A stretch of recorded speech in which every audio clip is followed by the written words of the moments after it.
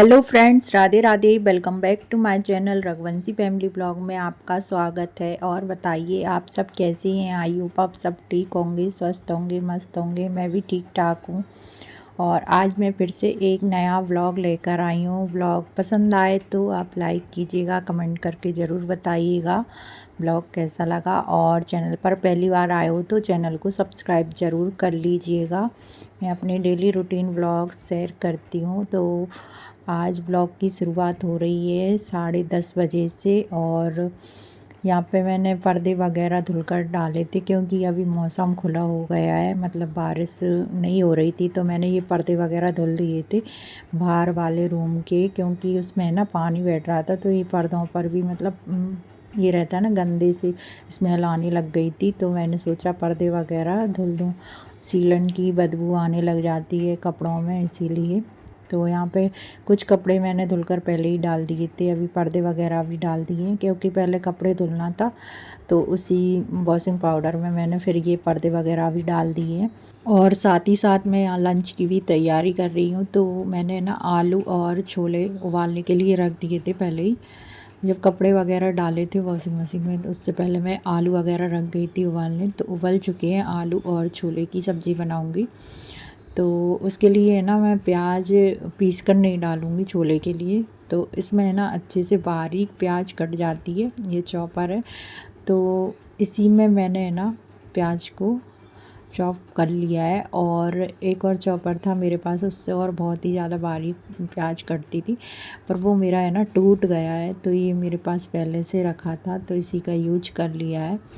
और जल्दी जल्दी में लंच बना रही हूँ तो मैंने सोचा इसी में मतलब कौन मिक्सर उठाए, और इसी में अच्छे से हो जाती है, मतलब प्याज कट जाती है। साथ ही साथ मैं टमाटर और मूंगफली भी डालूँगी। तो मूंगफली है ना हम दरदरी डालो, आलू छोले की सब्ज़ी में बहुत टेस्टी लगती हैं। तो इसीलिए मैंने है ना मूंगफली को मतलब इसी टमाटर के साथ में चॉप कर लिया है। और ये देखिए इस तरीके से मैंने टमाटर और मूंगफली चॉप कर लिए हैं। तो थोड़ा सा मैंने उल्टा चला दिया जिससे जल्दी से टमाटर निकल जाए, नहीं तो है ना चॉपर की जो ब्लेड रहती है ना तो उसमें फंस जाता है। और यहाँ पे मैंने टमाटर मूंगफली को भी अच्छे से चॉप कर लिया है। और मसाले ऐड कर दिए, नमक, मिर्ची, धनिया पाउडर, हल्दी पाउडर, थोड़ा सा मैंने किचन किंग मसाला डाला है और पानी। तो मसाला अच्छे से पक जाएगा और मूंगफली भी टमाटर के साथ में अच्छे से पक जाएंगी क्योंकि रोस्टेड मूंगफली है। मतलब मैं रोस्ट करके रख लेती हूँ मूंगफली को, इसीलिए मैंने ना तेल में, मतलब जैसे हम प्याज डालते हैं तब डाल देते हैं मूंगफली, तो वैसे नहीं डाला, टमाटर के साथ में चॉप करके डाल दिया है। साथ ही साथ मैंने आलू भी छील लिए थे और छोले। तो आलू छोले की सब्ज़ी बन रही है मिक्स करके। और ये सब्ज़ी है ना सबको ही ज़्यादा पसंद है, कुछ ऑप्शन नहीं है सब्ज़ी का, तो मैं यही वाली सब्ज़ी ज़्यादातर बनाती हूँ। ये सबको ही ज़्यादा पसंद है, तो इसी वजह से थोड़ा सा मैंने पानी ऐड कर दिया था।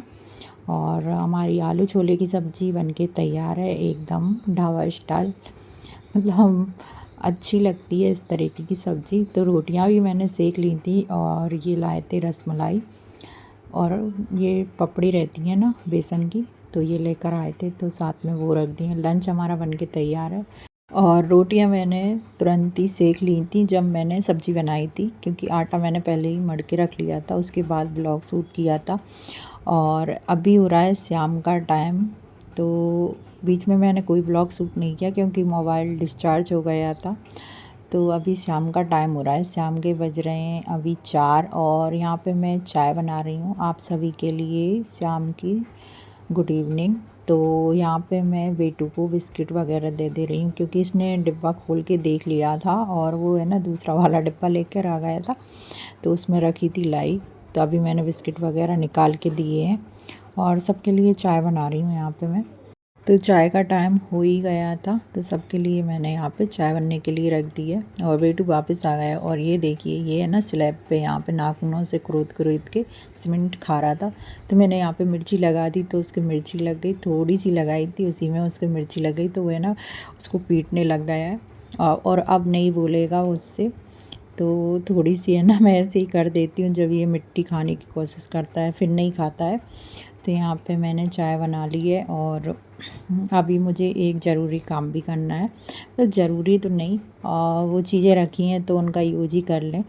तो अभी मैं आपको सोफ़ा दिखा दे रही हूँ कि ये सोफ़ा है ना, इसकी रेगज़ीन की जो कतरन बोलते हैं ना, तो वो टुकड़े बहुत ज़्यादा रखे हैं, तो उनका मैं कुछ यूज कर ले रही हूँ। तो यहाँ पे ना हमने उनसे, जो सोफ़ा बनाने वाले आए थे, उनसे पिलो बनवाए थे, तो उन्होंने एक ही पिलो बना के उसमें इतनी सारी रुई भर दी है। जो पहले सोफ़ा के साथ में पिलो कुशन आए थे ना, तो उनकी रुई भर दी है और इतना बेकार बनाया है, बहुत ही बेकार। तो मैं उसकी भी मतलब उसकी भी मैं सिलाई उधेड़ के कुछ ना कुछ यूज करूँगी उसका भी। तो यहाँ पे ये देखिए इतने सारे टुकड़े हैं रेगजीन के, और ये मैंने 2 स्क्वायर शेप के टुकड़े ले लिए हैं रेगजीन के। इनको इस तरीके से मैं सिलाई लगा दूँगी। तो ये देखिए इस तरीके से मुझे इस पे सिलाई लगानी है, और सिलाई लगाने के बाद फिर मैं दिखाऊँगी क्या बना रही हूँ मैं। और यहाँ पे ये वाले टुकड़े भी साथ में मतलब जोड़ना है मुझे। और ये देखिए इस तरीके से ना रेगजीन की कटिंग की थी, जिससे सोफ़े को मैं ना अच्छे से कवर चढ़ाया है, तो वही रेगजीन रखी है, उसी का यूज कर रही हूँ। तो यहाँ पे बहुत सारे टुकड़े हैं रेगजीन की, ये देखिए इस तरीके से। यहाँ पे बेटू भी बार बार आते जा रहा है, हाँ वो देख रहा है मम्मा क्या कर रही हैं, इसीलिए बार बार आ रहा है। तो पहले मैं इसकी सिलाई निकाल ले रही हूँ, और एक ही सिलाई लगी है। और ये देखिए कितना मतलब बड़ा सा पिलो बना दिया है। और इसका है ना, मैं ये रुई वगैरह निकाल दूँगी और इसकी पूरी सिलाई निकाल दूँगी जितनी भी लगी है इसमें। तो 2 साइड और लगी है सिलाई, तो वो मैंने निकाल ली है। और ये देखिए ये टुकड़े मैंने पहले भी दिखाए थे, तो इस तरीके से इन टुकड़ों को रखेंगे रेगजीन के, और दूसरा टुकड़ा ये बड़ा वाला इस तरीके से रखेंगे, ये कटिंग। और इन सबको मैं जोड़ने वाली हूँ। तो ये देखिए इस तरीके से मैं रख के जोड़ दूँगी, इधर से और इधर से।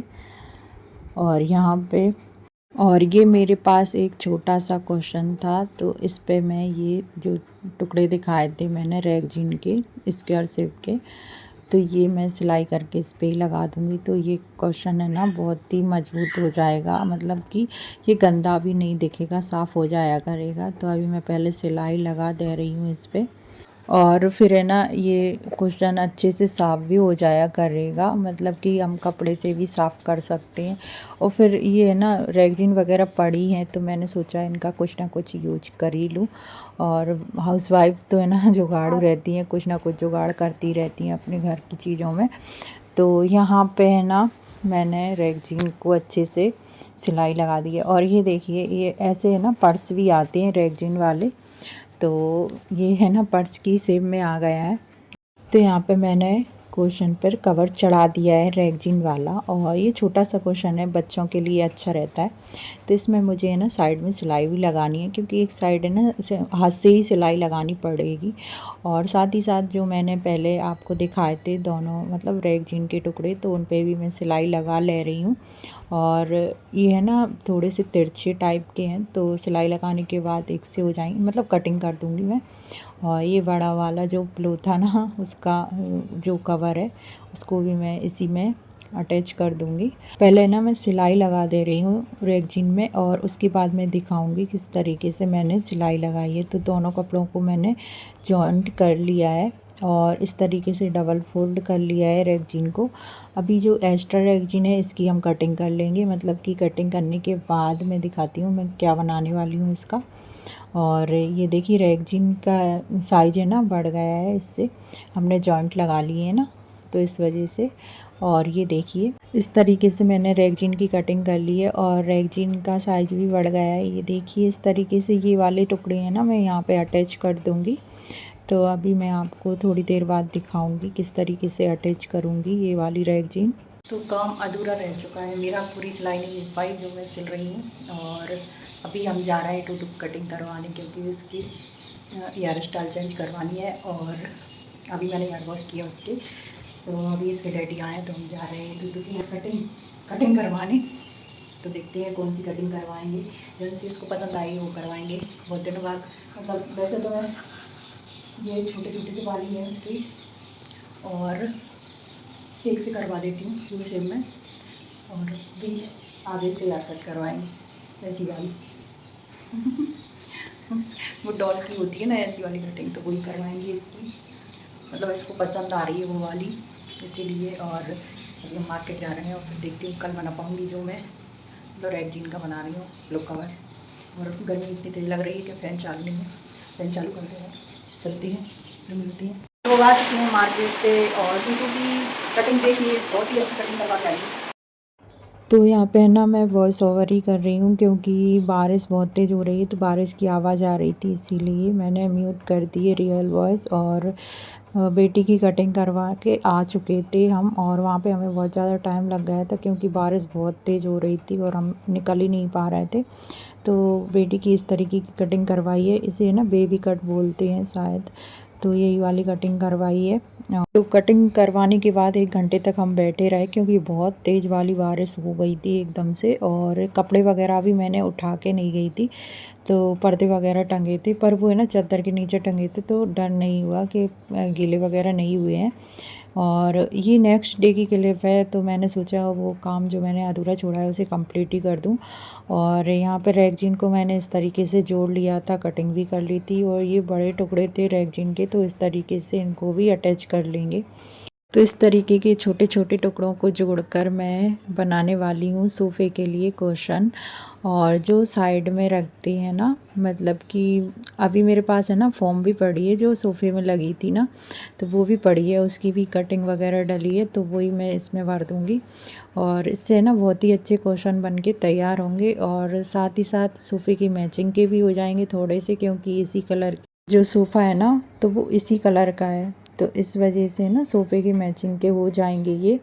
तो यहाँ पे मैंने डबल फ़ोल्ड करके, मतलब अभी ये है ना सिंगल फ़ोल्ड है, अभी इसको डबल फ़ोल्ड कर लेंगे। जॉइंट मैंने कर लिया है पूरा, जो रेगजीन का कपड़ा था ना तो उसे मैंने जॉइंट कर लिया है।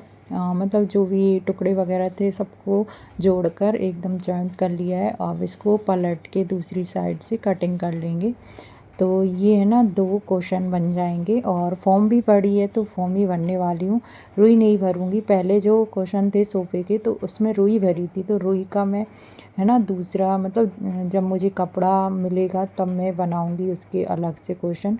तो ये फॉर्म के ही बनेंगे ये वाले कुशन। तो यहाँ पे मैंने डबल फोल्ड कर लिया है रेगजीन को, और इस तरीके से सिलाई लगा देंगे। और पता है ये वाली मशीन है ना मैं चला रही हूँ, जो वो सोफ़ा ठीक करने वाले भैया आए थे ना, तो उनसे ये बाद में चली ही नहीं थी। जब तक सोफ़ा बना तब तक तो उनने मशीन का यूज कर लिया था, क्योंकि सोफ़े के जो कवर थे ना इसी से सिले थे। उसके बाद उन्होंने पिलो वगैरह बनाए ना, तो पिलो का जो कवर सिलना था तो उनसे मशीन मतलब ख़राब हो गई थी, तो मैंने उसको अच्छे से ऑयल वगैरह डालकर ठीक की है, और अभी इतनी स्मूथ चल रही है, बहुत ही अच्छी। तो यहाँ पे मैंने एक पिलो का कवर सिल लिया है, और ये देखिए इस तरीके से। और ये देखिए इतने बड़े बड़े टुकड़े पड़े थे फॉर्म के, और ये ना फालतू वेस्ट जाते, इससे अच्छा मैंने सोचा इसका यूज कर लिया जाए। और हाउसवाइफ अपने घर में ना कुछ जुगाड़ करती ही रहती हैं घर में बैठे बैठे, और हाउसवाइफ का इन्हीं चीज़ों में ज़्यादा दिमाग चलता है। तो मेरा तो कुछ ऐसा ही है, मैं कुछ ना कुछ बनाती रहती हूँ अपने घर में, और टाइम पास भी हो जाता है, साथ में चीज़ें भी यूज हो जाती हैं, तो अच्छा रहता है। कहीं ना कहीं हमें अपने घर के कामों में मतलब इस तरीके से कुछ ना कुछ करते रहना चाहिए, इससे हमें नॉलेज भी मिलती है, कुछ ना कुछ नया सीखने को ही मिलता है। तो जब भी मुझे खाली टाइम मिलता है ना तो मैं कुछ ना कुछ सीखने की कोशिश करती हूँ, और इसमें मेरा मन भी खूब लगता है। और जब भी मतलब खाली टाइम मिले हाउसवाइफ को ना तो कुछ ना कुछ सीखना ही चाहिए। यहाँ वहाँ की बातें करने से अच्छा है अपने को बिजी रखो, और बिजी रहने से ना टेंशन भी नहीं होती किसी भी चीज़ की, और अपना मन भी लगा रहता है, कुछ नया सीखने को भी मिल जाता है, और मतलब ज़िंदगी भी अच्छे से चलती है फिर। नहीं तो हम यहाँ वहाँ की बातें करने बैठ जाओ तो टेंशन भी बहुत ज़्यादा हो जाती है कभी कभी। तो मैं तो अपने आप को मतलब इन्हीं चीज़ों में ज़्यादा व्यस्त रखती हूँ, और इससे ना मुझे है ना मतलब कुछ नया सीखने को भी मिलता है। तो यहाँ पे मैंने फॉर्म को एक जैसा काट लिया है, और साथ ही साथ क्वेश्चन में भर दिया है। तो ये देखिए इस तरीके से मैंने क्वेश्चन बना लिया है, सोफ़े पे रखने के लिए भी हो जाएगा, और बच्चे आसानी से रख पाएंगे। तो बच्चों के लिए भी ये बहुत अच्छा है, क्योंकि ये ना बिल्कुल मतलब फॉर्म का है ना, तो ये सॉफ्ट भी बहुत है। तो ये देखिए इस तरीके से मैंने क्वेश्चन बना लिया है, इसमें साइड में भी मैं भर दूँगी ये फॉर्म। तो ये एकदम मतलब बहुत ही अच्छा क्वेश्चन बन के तैयार होगा, मतलब कि इसमें ज़रा सा भी स्पेस नहीं होगा ना, तो बिल्कुल अच्छे से ये कवर हो जाएगा। और यहाँ पे है ना, ये मोड़ के रैगजीन को सिलाई लगाएंगे। तो ये हाथ से सिलना है मुझे, तो मैं थोड़ा सा मैं सिल के दिखा दे रही हूँ आपको। तो अभी मैं आपको दिखाऊंगी किस तरीके से मैंने क्वेश्चन बनाए। तो इस तरीके से मैं सिलाई लगा दे रही हूँ हाथ से इसमें। और ये फालतू मतलब वेस्ट जाते ना, इससे अच्छा मैंने इनका यूज कर लिया है। और ये देखिए इस तरीके से प्लो मतलब हम सिल लेते हैं। और मुझे है ना, मैं बनाती रहती हूँ प्लो वगैरह। तो ये देखिए इस तरीके से मैंने ये छोटा वाला क्वेश्चन था, तो इसमें भी सिलाई लगा दी है। और ये देखिए बहुत ही अच्छे से बन के तैयार हो गया है। ये 2 क्वेश्चन थे, तो इनमें भी मैंने फॉर्म भर दी है। जो रुई है उसको मैं अलग से इस्तेमाल कर दूँगी किसी चीज़ में, कपड़ा लेकर आऊँगी तो उसके है ना मैं प्लो बना लूँगी, और रुई वाले प्लो। तो कभी कभार है ना सदस्य ज़्यादा हो जाते हैं घर में, फैमिली मेम्बर कभी कभार घर से भी आ जाते हैं, तो ऐसा रहता है कि कम ना पड़ेंगे। और ये देखिए, और काम ही आएंगी कुछ चीज़ नहीं बनाओ तो। और यहाँ पे मैंने क्वेश्चन रख दिए हैं सोफ़े पे, तो बच्चे यहीं पर खेल रहे थे, तो वो उठा उठा के भाग रहे थे। और ये देखिए इस तरीके से मैंने रख दिया है। और साइड में जो क्वेश्चन रखे हैं ना, तो वो जो सोफ़ा बनाने वाले आए थे उन्हीं ने बनाए थे। तो इसमें बड़ी वाली फॉर्म भरी है, इसीलिए ये थोड़ा सा मोटा लग रहा है। और आज का ब्लॉग कैसा लगा कमेंट करके ज़रूर बताइएगा मुझे। कमेंट करोगे तो थोड़ा सा मुझे मोटिवेशन मिलता है, और ब्लॉग बनाने में अच्छा भी लगता है। लाइक ज़रूर करिएगा अगर ब्लॉग पसंद आया हो तो। चैनल को सब्सक्राइब कर लीजिएगा अगर चैनल पर पहली बार आए हो। तो मिलती है नेक्स्ट ब्लॉग में, तब तक